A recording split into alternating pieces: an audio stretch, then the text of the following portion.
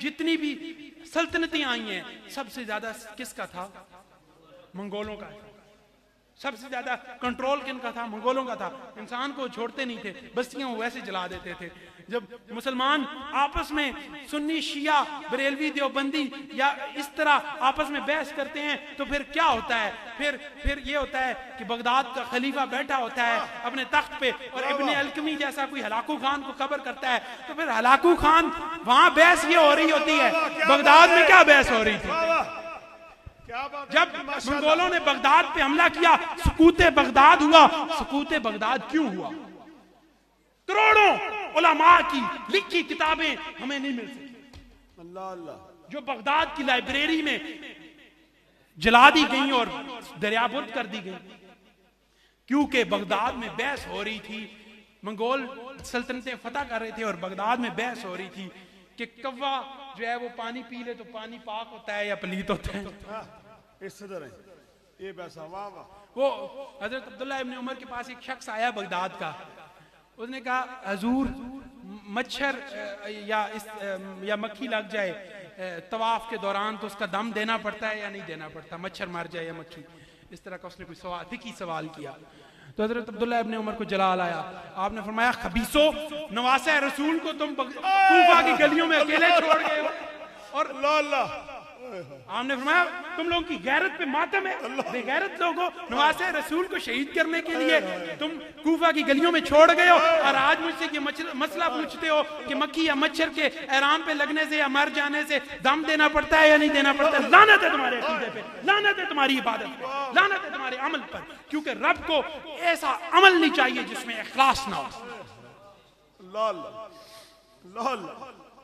ऐसे अमल का रब ने अचार डालना है तुम्हें। तुम क्या करते हो? तुम तो सुबह की एक नमाज पढ़ते हो, फिर सो जाते हो, कभी नमाज पढ़ते हो, कभी नहीं पढ़ते हो, खाना खाते हो, खाना ना खाओ, लागर पड़े रहते हो। मेरे रब ने उस वक्त फरिश्ते बनाए थे जब उसने कायनात की तख्लीक की थी, और उस वक्त से जो रकू में है रकू में है, जो सजूद में है वो सजूद में है, जो क़याम में है वो क़याम में है, जो तस्बीह कर रहा है वो तस्बीह कर रहा है, जो खामोश है वो खामोश है।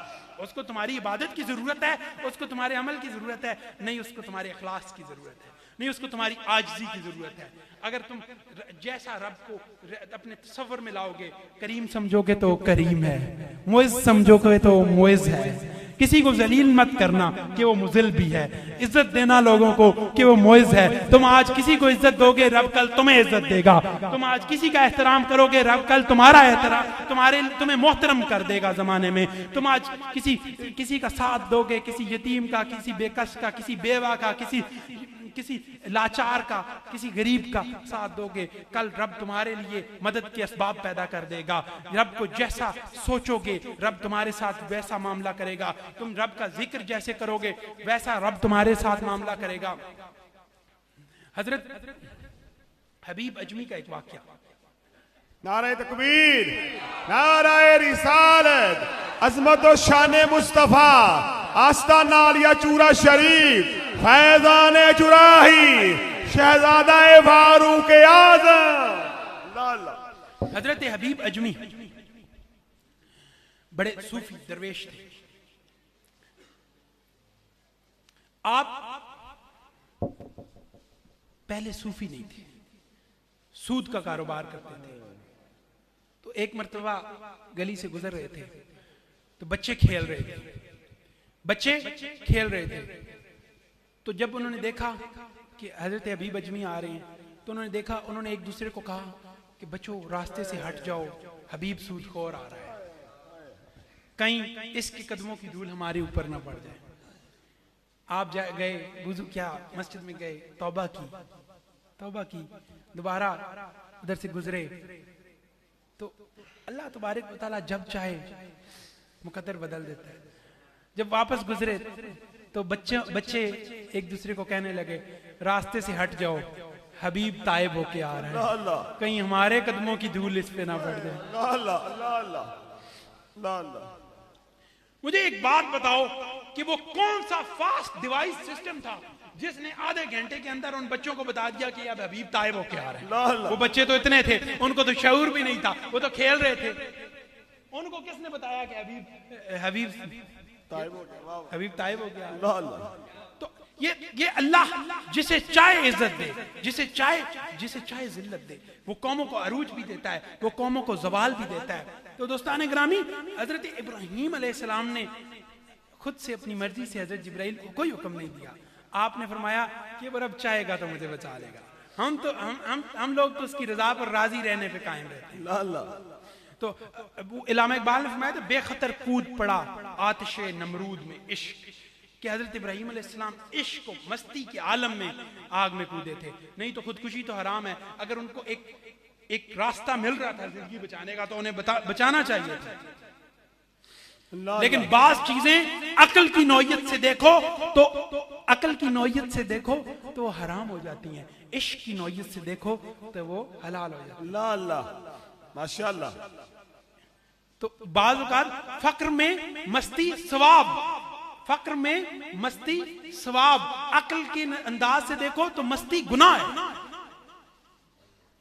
तो सोच और शऊर में जो होता है, हजरत बाजदीद बुस्तामी रहमतुल्लाह अलैह, हजरत बाजदीद बुस्तामी रहमतुल्लाह अलैह अपनी मस्ती और सरूर के आलम में होते थे। आप कभी कभी कहते थे सुभानी मा आज़म शानी, ऐसे अल्फाज कह जाते थे, मैं पाक हूँ, मेरी क्या जात है। जो मुरीद थे, जो बात मानने वाले थे, उन्होंने कहा हुजूर आप तो ऐसे अल्फाज कहते हैं।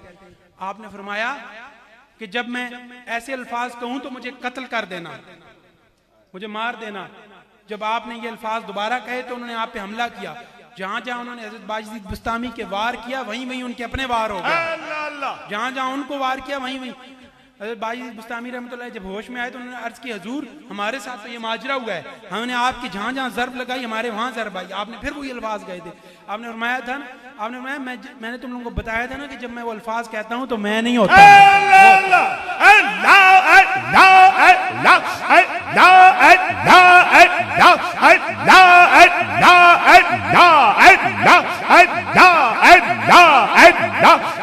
आपने फरमाया जब मैं वो अल्फाज कहता हूं तो मैं नहीं होता, वो होता है। मंसूर हलाज था।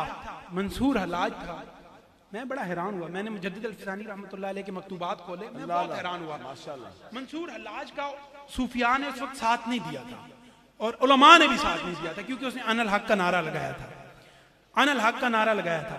लेकिन याद रखो, तसव्वुफ की किताबों में मकतूबात मुजद्दिद अल-फिसानी रहमतुल्लाह अलैह से ज्यादा मुस्तनद कोई भी चीज, बेशक, सुभान अल्लाह। हर सूफी, हर आलिम दीन, हर मकतबा फिक्र का, सिर्फ अहले सुन्नत नहीं बल्कि देवबंद ने भी मुजद्दिद अल-फिसानी रहमतुल्लाह अलैह के मकतूबात के तर्जमे लिखे। तकी उस्मानी जो आज देवबंद का सबसे बड़ा आलिम है, उसने भी खुद ट्रांसलेशन करवाई है मुजद्दिद अल-फिसानी रहमतुल्लाह अलैह। सुभान अल्लाह, माशाअल्लाह। देवबंद ने भी जो है वो मुजद्दिद अल-फिसानी रहमतुल्लाह अलैह को मानते हैं। मैं बड़ा हैरान हुआ कि मुजद्दिद अल-फिसानी रहमतुल्लाह अलैह फरमाते हैं, जब मंसूर हलाज ने कहा था अनल हक कि मैं रब हूँ, तो उस वक्त उलमा ने उसके कत्ल का दिया था और उसे फांसी चढ़ा दिया गया, सूली चढ़ा दिया गया।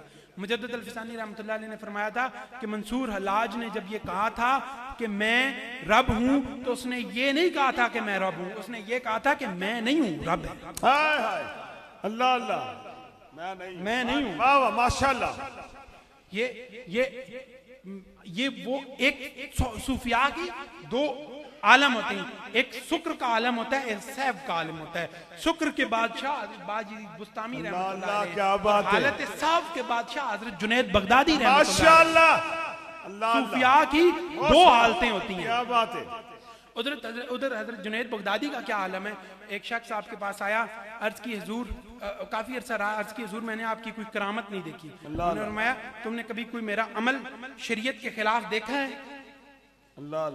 हम लोग कहते हैं ना, हम लोग बात कहते हैं कि जी जो सूफी या इस तरह का शख्स जो शरीयत के खिलाफ अमल करे वो काफिर है। बिल्कुल काफिर है जो शरीयत के खिलाफ अमल करे, लेकिन सूफिया में बाज हालतें ऐसी होती हैं। अगर आज उलमा इस चीज का को देखें कि हजरत बाजदीद बुस्तामी रहमतुल्लाह अलैह ने कहा था कि सुभानी माज़म शानी, तो हजरत बाजदीद बुस्तामी रहमतुल्लाह अलैह तो फिर मुशरिक है। फिर मंसूर हलाज तो मुशरिक है कि उसने कहा था कि अनल हक। लम्हा फिक्रिया है, एक बहस है उलमा की, एक बहस है कि फिर मंसूर हलाज ने कहा था अनल हक, तो फिर तो वो तो काफिर है। लेकिन हजरत मुजद्दिद अल-लिसानी ने इसकी साइड क्यों ली थी? मुजद्दिद पाक ने फरमाया था कि जब मंसूर हल्लाज ने क्योंकि मुजद्दिद पाक ने फरमाया था कि मैं रब्बानी हूँ, मेरा सिलसिला अल्लाह तबारक व तआला से बराए रास्त है, मैं रब से बराए रास्त फैज हासिल करता हूँ।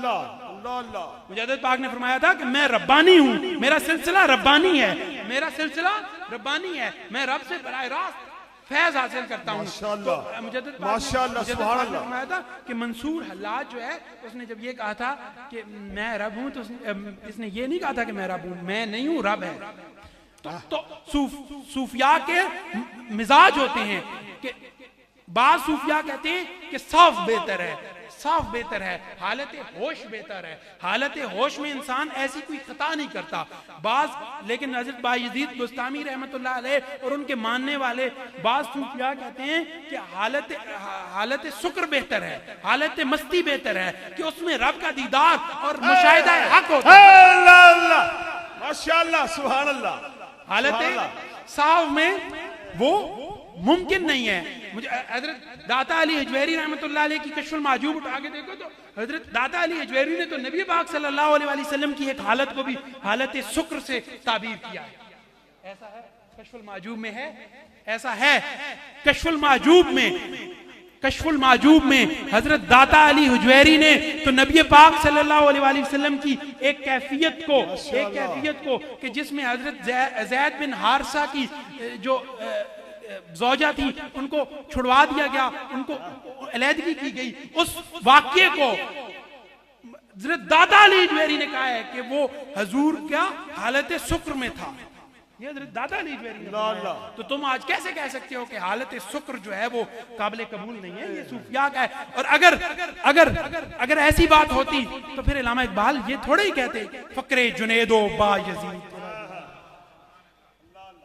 1000 साल हा बायद के मर्द हक पैदा शबद बायजीद अंदर खरासा या वैस अंदर कर के 1000 साल के मर्द हक पैदा शबद बायजीद अंदर खरासा या ओवैस अंदर करन के 1000 साल नरगिस अपनी बेनूरी पे रोती है, बड़ी मुश्किल से होता है चमन में दीदावर पैदा।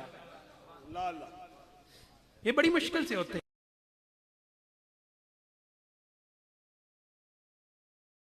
फक्र को इतनी आसानी से हासिल नहीं किया जाता, ये बड़ी मुश्किल से होता है। हजरत जुनैद बगदादी के पास एक शख्स आया, अर्ज की हजूर मैं बड़े अरसे से इबादत करता हूँ, नमाज पढ़ता हूँ, कुरान पाक पढ़ता हूँ, मुझे रब का कुर्ब नहीं हासिल हुआ, रब की मार्फत नहीं हासिल हुआ। माशाअल्लाह, अल्लाह अल्लाह। आपने फरमाया तुम इस तरह करो, अगर चाहते हो कि रब की मार्फत हासिल करो जल्द। जी हजूर मैं 30 साल से इबादत कर रहा हूँ, रोजे रखता हूँ, नमाजें पढ़ता हूँ, मैं तो चाहता हूँ कि मुझे रब का कुर्ब हासिल हो। आपने फरमाया फिर जो फकी मैं बताता हूँ उस पे अमल करो, जो इलाज मैं बताता हूँ उस पे अमल करो। आपने फरमाया तुम इस तरह करो, अखरोट का एक टोकरा खरीदो, अखरोट का ये नहीं बताया कि फलां नफल पढ़ो, फलां वजीफा करो, फलां इबादत करो। हजरत बायजीद बुस्तामी का तरीका बड़ा सादा था। आपने फरमाया चाहते हो रब का कुर्ब हासिल करो तो अखरोट का एक टोकरा खरीद लो, बाजार में चौक में जाके बैठ जाओ और कहो कि जो मुझे जूती मारेगा या पत्थर मारेगा मैं उसे एक अखरोट दूंगा, या जो मुझे गाली देगा या बुरा भला कहेगा या पत्थर मारेगा मैं उसे एक अखरोट का टोकरा दूंगा। हाँ, और जाने से पहले अपने बाल भी मुनवा लेना, आंखों के ये जो अबरू होती हैं इनको भी साफ कर देना, मूछें भी साफ कर देना, दाढ़ी भी साफ कर देना। उसने कहा ला हौला वला कुव्वता, आप कैसी बात कर रहे हैं? हजरत बायजीद बुस्तामी ने कहा अब जो तुमने लाहौल पढ़ी है तुम गुनाहगार हुए हो। वाह वाह, क्या बात है। हजरत बायजीद बुस्तामी रहमतुल्लाह अलैह ने फरमाया कि अब मेरी इस बात में जो तुमने लाहौल पढ़ी है तुम गुनाहगार हुए हो। ये वाह वाह।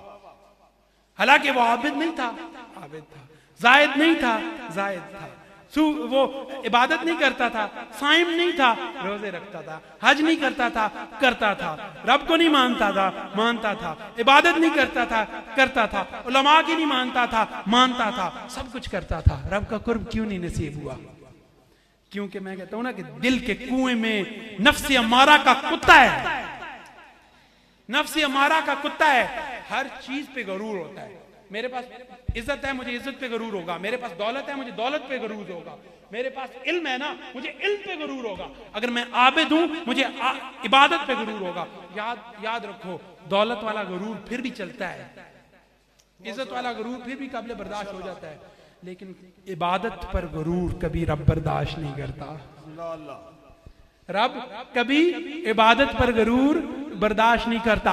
अगर रब ने इबादत का गरूर बर्दाश्त करना होता तो फिर शैतान का करता, इबलीस का करता।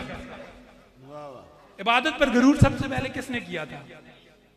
शैतान ने। इल्म पे गरूर किसने किया था? शैतान। अगर इल्म पर, इबादत पर, अपने परहेजगारी पर गरूर काबिल कबूल होता तो आज इबलीस जिब्राइल की जगह होता।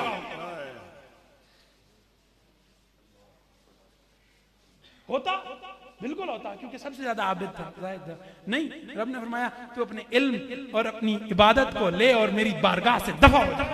मुझे तेरे जैसे बेअदब नहीं चाहिए, मुझे तो सलीके वाले, खलूस वाले चाहिए, इज्ज और इनकिसारी वाले चाहिए। हजरत 2 रकात में 2 सजदे क्यों होते हैं? कि जब ये वाकया हुआ, और जब ये वाकया हुआ ना शैतान वाला, तो अल्लाह ताला ने हुक्म दिया फरिश्तों को, कि तमाम फरिश्तों को, जन्नात को हुक्म दिया कि शैतान हजरत आदम अलैहिस्सलाम को सजदा करो, क्योंकि ये मेरी खूबसूरत तख्लीक है, मेरी ये खूबसूरत तख्लीक है। लक़द खलक़नल इंसान फी अहसनि तक़वीम। अल्लाह पाक ने खूबसूरत अंदाज में इंसान को अहसन तरीके से खूबसूरत बनाया। ये फिर हमने अपने आप को रोल दिया ना दुनिया में, दुनिया वाले हो गए। वो सूफिया कहते हैं कि दुनिया में ऐसे रहो जैसे कश्ती पानी में रहती है, कि पानी उसके नीचे होता है, कश्ती में पानी नहीं होता। दुनिया में ऐसे रहो जैसे कश्ती पानी में चलती है, यानी दुनिया से इस तरह गुजर जाओ। तो अल्लाह तबारक व तआला ने हुक्म दिया, तो शैतान ने सजदा नहीं किया, सब फरिश्तों ने सजदा किया। जब अल्लाह ताला ने शैतान को रांदा दरगाह किया ना, तो फिर फरिश्तों ने दोबारा सजदा किया। अल्लाह अल्लाह। हम जो रकात में 2 सजदे करते हैं ना, ये दूसरा जो सजदा है, रकात एक रकात होती है, क़याम 2 होते हैं, एक क़याम, एक रुकू, एक सजदा होना चाहिए था, लेकिन 2 सजदे होते हैं। 2 सजदे क्यों होते हैं? क्यों होते हैं 2 सजदे एक रकात में? मतलब 2 रकातों में 4 सजदे होते हैं, एक रकात में 2 सजदे होते हैं। वो दूसरा सजदा क्यों था? वो दूसरा सजदा हजरत जिब्राइल अलैहिस्सलाम और फरिश्तों की सुन्नत थी, उन्होंने दूसरा सजदा किया। जब रब ने शैतान को रांदा दरगाह किया तो जिब्राइल अलैहिस्सलाम ने दूसरा सजदा किया। अल्लाह पाक ने पूछा, पहले का तो मैंने हुक्म दिया था, दूसरे का तो मैंने हुक्म नहीं दिया था। अल्लाह अल्लाह, क्या बात है, अल्लाह अल्लाह, बहुत सुना, माशाअल्लाह। हमने फरमाया पहले का तो मैंने हुक्म दिया था, दूसरे सजदे का तो मैंने हुक्म नहीं दिया था, ये तो हुक्म अदूली की है, तुमने मेरी हुक्म की खिलाफ वर्जी की है। कहा अल्लाह पाक, पहला सजदा तेरे हुक्म से किया था, दूसरा सजदा हमने शुक्र में किया है कि हम बदनसीब नहीं है, हम खुशनसीब हैं कि हमने मैं वो वाकया बयान कर रहा था कि ये पता नहीं होता, इंसान कोई फैसला नहीं कर सकता कि नेक अमल कर रहा है तो कब उससे गलत अमल हो और दोज़ख में चला जाए, अच्छा अमल कर रहा है तो कब उससे कोई ऐसा अमल हो कि वो जहन्नम में चला जाए और कब जन्नत में चला जाए, ये पता नहीं होता हजरत। लेकिन बाज अल्लाह के बंदे, वो मैं कहता हूँ अकबर आशा मदफूम बिल अब्वाब लौ अक़सम अला अल्लाह ला बर्रा, कि बाज अल्लाह के नेक बंदे ऐसे होते हैं। एक सहाबी रसूल थे, हजरत अनस बिन नजर शायद उनका नाम था, तो वो उन्होंने कसम, एक शख्स पर हद जारी हुई, नबी पाक सल्लल्लाहु अलैहि वसल्लम ने फरमाया कि इसके आगे से जो दांत हैं वो तोड़े जाएंगे। आपका भाई था हजरत अनस का, उस पर हद जारी हुई। तो हजरत अनस नबी पाक सल्लल्लाहु अलैहि वसल्लम के पास आए, अर्ज की हुजूर क्या इन पर हद जारी होगी? उसने किसी शख्स के दांत तोड़ दिए थे आगे से। तो नबी पाक सल्लल्लाहु अलैहि वसल्लम ने फरमाया हाँ, ये हदूद हैं, हद जारी होती है, दांत के बदले दांत, तो ये हद जारी होगी, अल्लाह का हुक्म है।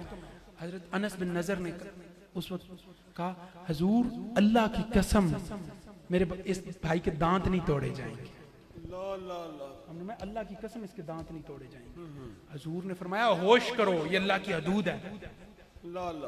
हुजूर खामोश हो गए। थोड़ी देर बाद जो अगले थे उन्होंने खुद ही फैसला किया कि हम इसको माफ कर देते, उन्होंने माफ कर दिया। फिर नबी पाक ने फरमाया कि अल्लाह के कुछ ऐसे बंदे हैं अकबर अशअसा मदफूम बिल अबवाब लौ अक़समा अला अल्लाह लबरा, कि अल्लाह के कुछ नेक बंदे ऐसे होते हैं कि जब रब की कसम खा बैठते हैं तो रब इनकी लाज रखता है, रब इनकी कसम को पूरा करता है, फिर अपनी हदूद को भी मुअत्तल कर देता है। ये तो उसकी शरीयत तो मेरे रब के मिजाज की बात है ना, शरीयत तो मिजाज रब्बानी है और अदाए रसूल है, इसके अलावा शरीयत क्या है?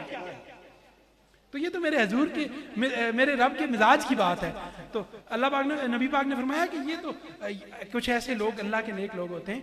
तो बाज उस हजरत मुजद्दिद अल-फिसानी रहमतुल्लाह अलैह ने अपने बेटे हजरत ख्वाजा मोहम्मद मासूम को, हजरत ख्वाजा मोहम्मद नक्शबंद को जब भेजा एक उस्ताद के पास, उस्ताद तो बेटों को ने मुराकबा किया, बेटों को पता चल गया कि उस्ताद शकी है। मैंने कहा था ना कि आपको पता नहीं होता कि कौन नेक अमल करता रहे और जन्नत में चला जाए, कौन बद अमल करता रहे और जन्नत में चला जाए, तो पता नहीं चलता। हज़रत मुजद्दिद अल-फिसानी रहमतुल्लाह अलैह ने अपने बेटों को हुक्म दिया कि उस्ताद के पास जाओ, सबक पढ़ो। बेटों ने इनकार किया, हुजूर ये तो जहन्नमी है, हम इसके पास क्यों जाएं? मुजद्दिद अल-फिसानी रहमतुल्लाह अलैह ने फरमाया, बेटा उस्ताद है, वैसे तो इस्लाम में यहूद उलमा से भी इल्म हासिल किया गया। हज़रत ज़ैद बिन हारसा ने इब्रानी ज़बान जो है वो यहूद से सीखी थी, क्योंकि उस वक्त यहूद ही थे, नबी पाक के हुक्म के मुताबिक सीखी थी इब्रानी ज़बान। इब्रानी ज़बान में तौरात लिखी गई थी, तो लिहाजा ये बात है। तो मुजद्दिद अल-फिसानी रहमतुल्लाह अलैह ने फरमाया कि तुम जाओ और हासिल करो इल्म।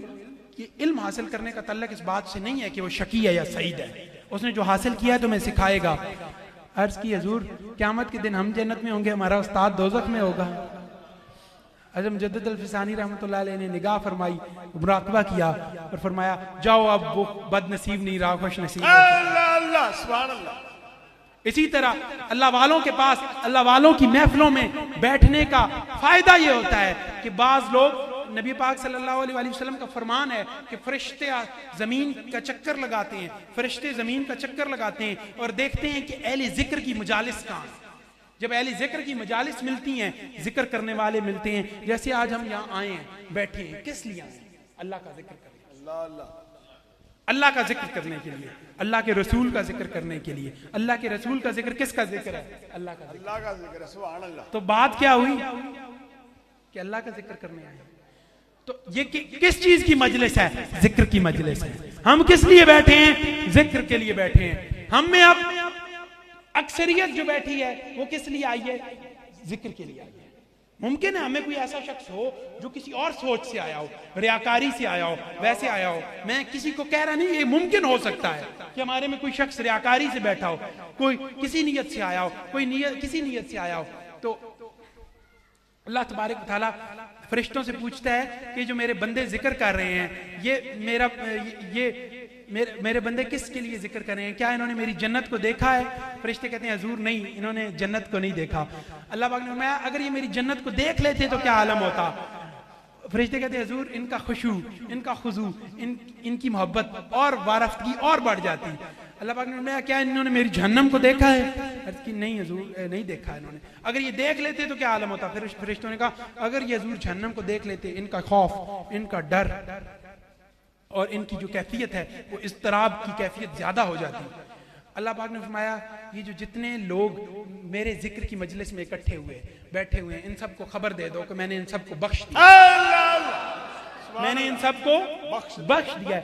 हम किस लिए बैठे हैं? उसके जिक्र के लिए बैठे। अल्लाह पाक फरमाता है कि उनको हुक्म दे दो, इनको बता दो कि मैंने इन सबको बख्श दिया। फरिश्ते कहते हैं हुजूर अल्लाह पाक ये सारे जिक्र के लिए नहीं आए, इनमें फलां फलां फलां फलां बंदा तो अपनी गर्ज के लिए आया है, फलां बंदा तो अपनी मर्जी के लिए आया है, रियाकारी के लिए आया है, सिर्फ किसी नुमाइश के लिए आया है, तेरे जिक्र की खातिर नहीं आया। फरिश्ते भी खलूस देखते हैं क्योंकि वो खलूस वाले होते हैं, हमारी तरह मुनाफिक नहीं होते। बहुत सोना। तो वो ये फराम बंदा, अल्लाह पाक ने फरमाया जो मेरे इन खलूस वाले नेक बंदों के साथ जिक्र में शामिल हो गए वो शकी नहीं रह सकते, इनके सदके उनको भी बख्श। अल्लाह अल्लाह सुभान अल्लाह। इसलिए हजरत इब्राहीम अलैहिस्सलाम ने कहा था कि अल्लाह पाक मुझे खुद बचाएगा, मैं क्यों? इसीलिए अल्लामा इकबाल ने फरमाया था कि बेखतर कूद पड़ा आतिशे नमरूद में इश्क, अक्ल है महवे तमाशाए लबे बाम अभी इश्क फरमूदा कासिद से सुबह गाम अमल। अल्लामा इकबाल फरमाते हैं इश्क फरमूदा कासिद से सुबह गाम अमल, यानी इश्क हुक्म करता है। वो उर्वा बिन मसूद सकवी जब नबी पाक की बारगाह में थे ना, उन्होंने कहा था अबू सुफियान सुनो, मोहम्मदी जो है वो किसी बात पर बहस नहीं करते, मेरे नबी जब बात करते हैं तो खामोशी से सुनते हैं, फिर जब हुक्म देते हैं तो तामील होती है। माशाअल्लाह। वो ये नहीं कहते हुजूर ये हुक्म क्यों दिया, ये हुक्म क्यों दिया। वो फिर साथ में नबाता की तरह कहते हैं हुजूर आप हुक्म दे तो हमारे घोड़े दरियाओं में उतर जाएंगे, आप हुक्म दे तो हम अपने घोड़ों को पहाड़ों से टकरा देंगे। फिर वो इश्क की मस्ती में होते हैं। तो वो इश्क फरमूदा एक कासिद से सुबह गाम अमल, अक्ल समझी नहीं मानिए पैगाम, अक्ल समझी नहीं मानिए पैगाम अभी। इश्क फरमूदा एक कासिद से सुबह गाम अमल, इश्क को हुक्म मिला, इश्क ने अमल कर दिया। अक्ल अभी सोच रही थी कि पैगाम क्या था, अक्ल अभी सोच रही थी कि पैगाम क्या था। अल्लाह ताला हमारी इस महफिल को अपनी बारगाह में कबूल फरमाए। वमा अलैना अल्लाहुम्मा सल्ली अला सय्यिदना मौलाना मुहम्मदिन व अला आलिहि व सहाबिहि व बारिक वसल्लिम वसल्लु अलैहि। अल्लाह पाक ये जो कलाम पाक पढ़ा गया, तेरी महफिल की तेरे जिक्र की महफिल मुनक्किद की गई, ये जो अहबाब इकट्ठे हुए मोहब्बत से तेरे जिक्र की खातिर, इस महफिल को अपनी बारगाह के अंदर कबूल मंजूर फरमा। तेरी बारगाह में तेरा जिक्र करते हुए हमसे जो खताएं हुई अपने हबीब का सदका हमें माफ फरमा। इस महफिल का, इस एहतमाम का सदका, इस जो सवाब अल्लाह पाक उसको अपनी बारगाह के अंदर कबूल मंजूर फरमा, और वो सवाब अपने हबीब मोहम्मद मुस्तफ़ा सल्लल्लाहु अलैहि वसल्लम की बारगाह नाज में हदियतन तोहफतन पेश फरमा। आपके वसीला से इसका सवाब तमाम अम्बिया इकराम, तमाम मुरसलीन की बारगाहों में पेश फरमा, तमाम सहाबा इकराम, अहले बैत अतहार, पंजतन पाक, आले रसूल की बारगाहों में, तमाम ताबीन, तबा ताबीन, सिद्दीकीन, शुहदा, सालिहीन, मुकर्रबीन और आइमा दीन की बारगाहों में, तमाम सलासिल के तमाम बुजुर्गान दीन की बारगाहों में, और जितने भी मोमिनीन, मोमिनात, मुस्लिमीन, मुस्लिमात इस दुनिया फ़ानी से रुखसत हुए, उन सब की रूहों को इसका सवाब पेश फरमा। खसूसियत से सिलसिला नक्शबंदिया के तमाम मशाइख की बारगाहों में इसका सवाब पेश फरमा। और इस गांव में बैठे जितने भी लोग, इस महफिल में, इस मस्जिद में बैठे जितने भी लोग, इनके माँ बाप और अबाओ अजदाद और जो दोस्त रिश्तेदार इस दुनिया फ़ानी से रुखसत हुए, उनकी रूहों को इसका सवाब पेश फरमा, उनकी मग़फ़िरत फरमा। अल्लाह पाक हम में जो बे औलाद उन्हें औलाद अता फरमा, जो बेरोजगार उन्हें रोजगार अता फरमा, जो खराफात का शिकार, बदअकीदगी का शिकार, उनके दिलों को अपने नूर से मुनव्वर फरमा। हमें सीधे रास्ते पे चलने की तौफीक अता फरमा। हमारे घर में मसाइल मसाइब अल्लाह पाक उनको हल फरमा। हमारे घरों में जो नहुसते हैं अल्लाह पाक उनको दूर फरमा। हमारे घरों को अपने नूर का महफर बना दे, हमारे दिलों को अपने नूर का मरकज़ बना दे। अल्लाह पाक हमें नेक रास्ते पे चलने की, नेक लोगों के रास्ते पे चलने की तौफीक अता फरमा। सल्लल्लाहु ताला अला खैर खल्क़ी नूर अर्शी मुहम्मदिन व आलिहि व सहाबिहि अजमईन।